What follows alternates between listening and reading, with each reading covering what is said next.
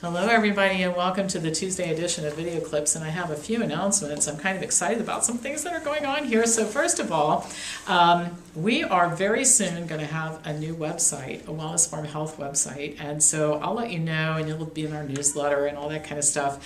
But we're very excited about our new look and our new colors. Everything will look like this that you see in the background, and lots of new information. So that's coming soon. And the Health Briefs library is being very gradually moved to a better location, easier to find things. You're going to love this too. So I appreciate your patience while we're doing this transition because it takes time to do this stuff. We do have an amazing web person who's designed all these things for us, and so we have very capable help to make this fabulous for you. Okay, so that's the first thing. Second thing, conference.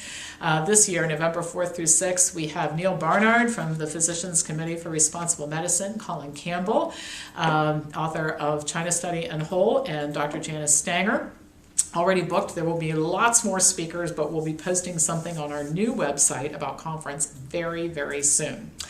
And then school starts this week. Well, it actually started yesterday, but for those of you who are sort of slow to respond to stuff, if you still want to join us for some classes, you're welcome to do that. We're offering gastrointestinal disorders. The diet and lifestyle course starts tomorrow. Nutritional issues and controversies, nutrition and cancer, nutrition and diabetes, psychology. There are probably a couple of others I've missed in there, but anyway, you can still join us for school. And then we offer all kinds of courses outside of the academic environment that are terrific, like the Food Over Medicine certification course, the vaccine course, the personal chef certification course, business training for health professionals, and on and on. All right, so enough of all the announcements, but I'm just so excited about stuff we're doing here. So I want to talk about something today. I want to talk about intuitive eating. I get a lot of questions about different diet programs and all that sort of thing, so I'm going to talk about this today. And I'll just start by saying that we all know that the failure rate for weight loss programs, all of them, is very high. In fact, I did a clip last year on a study out of the UK showing that for obese people, less than 0.2% lose 5% of their weight and keep it off for a year. That's unbelievable failure. So frustrated, overweight and obese people who want desperately to be normal weight enroll in or adopt program after program hoping for better results, but usually ending up getting nowhere. And sometimes, and maybe not sometimes, but a lot of times, they actually end up heavier at the end of every diet than they were before they started. Studies can appear to make some programs work because most involve collecting data for short periods of time. Almost anything works in the short term. So the landscape out there is littered with people who did something for 21 days or 30 days or 90 days, whether a diet program or several diet programs, but they've never succeeded in permanently changing their habits or their weight and health. So enter intuitive eating, a diet philosophy that teaches people how to develop a healthy relationship with food. On the surface, this looks like a really good idea. Most overweight people don't have a healthy relationship with food. Proponents rightly state that diets don't work, and in order to succeed, people should avoid dieting. Instead, learn to listen to their body's cues since, quote, you were born with all the wisdom you need for eating intuitively. Okay, so that's the part where we start to part company there. Participants are taught to trust themselves and to make peace with food, which involves applying several principles.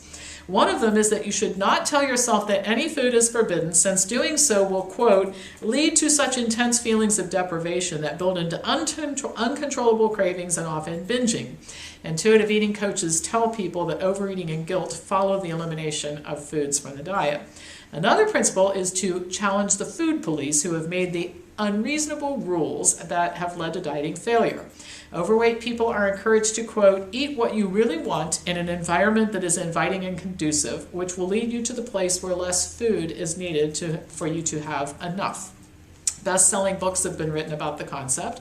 Health coaches advertise that they specialize in teaching this particular theory, but there's little research to back up the claims. The evidence consists mostly of people telling their stories of having failed at diets and then finding success with intuitive eating, which usually doesn't involve quantifying or anything in a measurable way. And a lot of this just becomes meaningless because any weight loss program out there, all of them, have some success stories, at least in the short term, no matter how bad they might be. Now, what can further make evaluation of diet plans confusing and somewhat useless is that often ineffective programs are compared with one another, and then which one of the terrible programs is shown as being better, is the result of the study.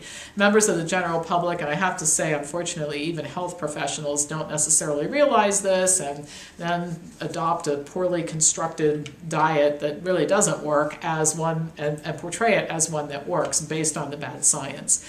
So this is a case that happened such is the case with a study that happened in 2015. It compared calorie-restricted diets with people placed on an intuitive eating diet plan. 16 obese and sedentary men and women were assigned to either eat a diet that basically restricted their calories by 500 per day, depending upon their size and activity levels, that sort of thing, versus intuitive eaters. The intuitive eaters weren't given any calorie targets at all. The participants, all in both groups, were instructed to only exercise in the laboratory 3 days a week in group sessions so that increased physical activity, which often accompanies the decision to start a new diet plan, would not confound the results. At 3 weeks and 6 weeks, the participants were evaluated and then they got additional counseling and encouragement. At 3 weeks, the participants eating the restricted calorie diet had lost about 5.3 pounds, and the intuitive eaters had lost a little bit more, which would lead you to believe that the intuitive eating was better.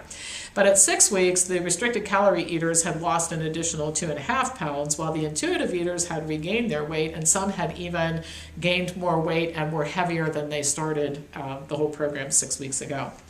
Now, studies show that calorie counting and restricted calorie diets don't result in permanent weight loss, so actually this study says more about the lack of efficacy for intuitive eating than a ringing endorsement for calorie-restricted diets. Now, here's the problem. People do like to hear good news about their bad habits, so it's not surprising that overweight people like to hear about intuitive eating. I mean, they love this program.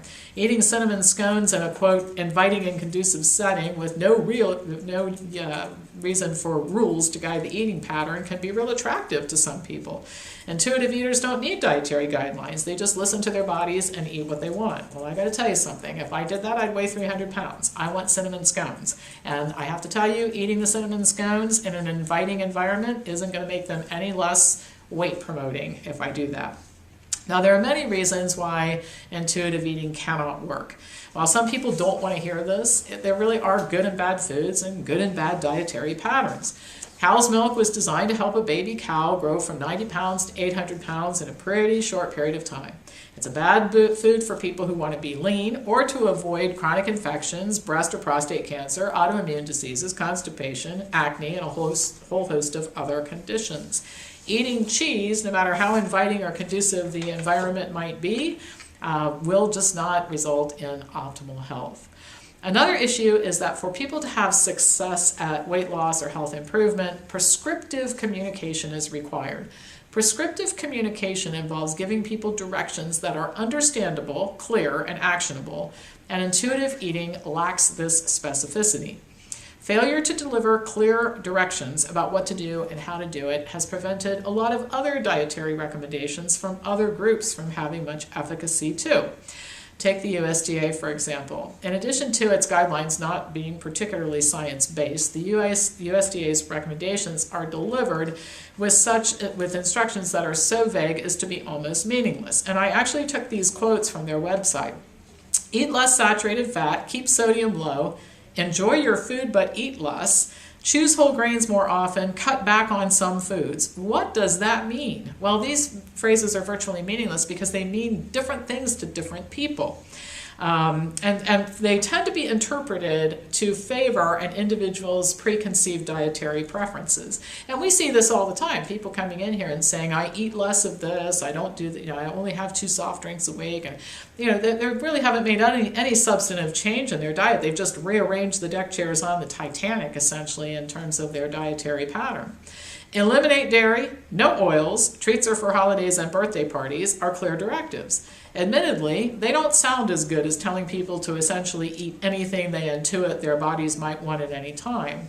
But I'm very proud of the fact that here we have never been driven by a desire to tell people what they want to hear or to publish garbage that panders to the public in order to sell books or programs. So the bottom line at the end of the day for all of this, intuitive eating is a diet plan that presents itself as a non-diet, and there's no evidence that it's effective for weight loss. It just is another one of those good news about your bad habits diets. All right, that's all for today. As usual, pass this on to anybody who you think might enjoy watching it, and I will be back to you Thursday with more news.